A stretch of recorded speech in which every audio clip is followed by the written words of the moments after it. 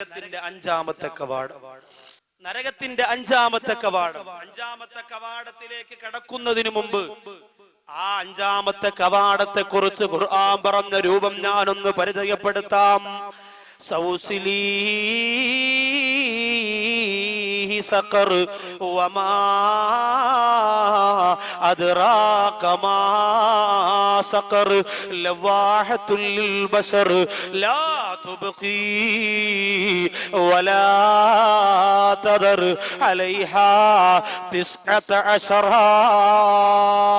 അല്ലാഹുവിന്റെ ഖുർആൻ പറയുകയാണ്, നരകത്തിന്റെ അഞ്ചാമത്തെ കവാടം അല്ലാഹു ആർക്കാണ് കൊടുക്കുന്നത്? സൗസിലീഹി സഖർ. സഖർ എന്നാണ് നരകത്തിന്റെ അഞ്ചാമത്തെ കവാടത്തിന്റെ പേര്. ആ സഖർ എന്ന് പറയുന്ന കവാടത്തിന്റെ രൂപമാണ് അല്ലാഹു പിന്നെ വിശദീകരിക്കുന്നത്. വമാ അദ്റാക മാ സഖർ. നബിയേ, സഖർ എന്ന് പറഞ്ഞ കവാടം എന്തെന്ന് നബി തങ്ങളെ അവിടത്തേക്ക് അറിയുമോ? ലാ തുബ്ഖി വലാ തദർ. ആ സഖറിലേക്ക് മനുഷ്യരെ കടത്തിയാൽ ശരീരത്തിന്റെ ഒരൽപ്പം പോലും മെച്ചമുണ്ടാകൂല, മുഴുവനും കത്തിക്കരിഞ്ഞു പോകുന്നതാണ്. അലൈഹാ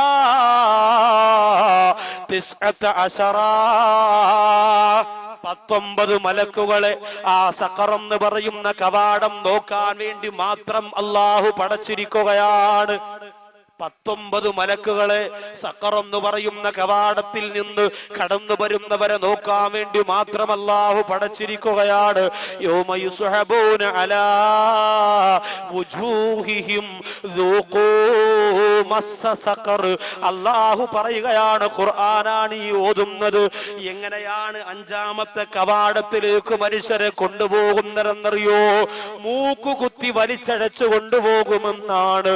യൗമ യുസ്ഹബൂന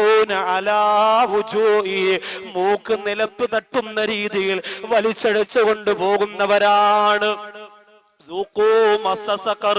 എന്നിട്ട് സഖർ എന്ന് പറയുന്ന നരകത്തിന്റെ കവാടത്തിൽ എറിഞ്ഞിട്ട് മലക്കുകൾ പറയുമത്രേ, നീ അനുഭവിച്ചു കൊള്ളുക, നീ ആസ്വദിച്ചു കൊള്ളുക എന്ന് പറഞ്ഞ് വലിച്ചെറിഞ്ഞു കൊടുക്കൂ.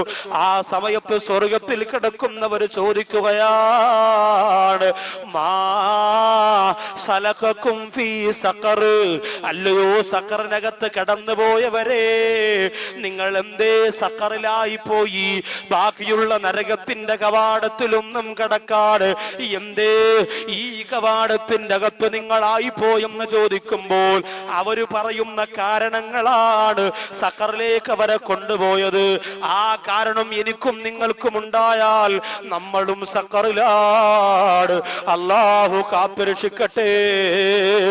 ഈ സഖർ എന്ന് പറയുന്ന നരകത്തിൽ കിടക്കുന്ന നരകാവകാശികള് കാരണങ്ങൾ പറയുകയാണ്. എന്തേ കാരണമെന്നറിയോ?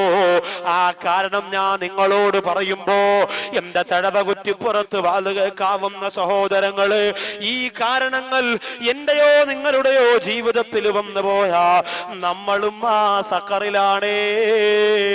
അഞ്ചാമത്തെ കവാടമാറ സഖറിലാണേ. അല്ലാഹു കാത്തിരക്ഷിക്കട്ടെ. ഒന്നാമത്തെ കാരണം അവര് പറയുകയാണ്, കാലൂ, ഇത് ഖുർആനായത്തുകളാണ്. അവരോട് ചോദിക്കുന്നതും അവര് മറുപടി കൊടുക്കുന്നതുമല്ല അല്ലാഹുവിന്റെ ഖുർആനാണ് ഈ പറയുന്നത്. ഖാലൂ, സഖറിനകത്ത് കിടക്കുന്നവര് പറയുന്നു, ഒന്നാമത്തെ കാരണം എന്തെന്നറിയോ? ഈ സഖറിന്റെ അകത്ത് ഞങ്ങളായി പോകാനുള്ള ഒന്നാമത്തെ കാരണം എന്തെന്നറിയോ? ലം നകു മിനൽ മുസല്ലീ, ഞങ്ങൾക്ക് നിസ്കാരമില്ലായിരുന്നു.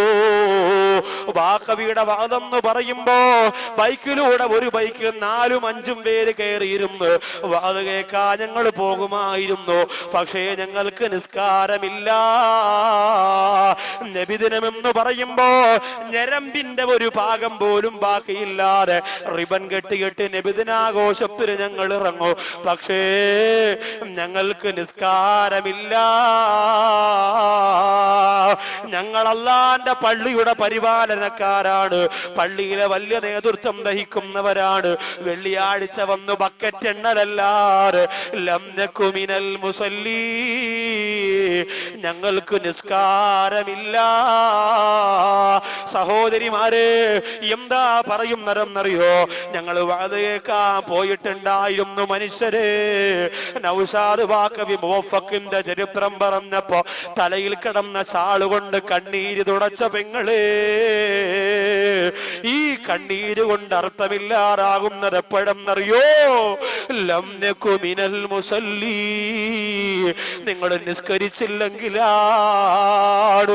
നിസ്കാരമില്ലെങ്കിൽ പിന്നെ ഈ കണ്ണീരിന്റെ പേര് കള്ളക്കണ്ണീരെന്നാണ്. നിസ്കാരമില്ലെങ്കിൽ സകലതും പോയി. ഒന്നാമത്തെ കാര്യം അതല്ലേ.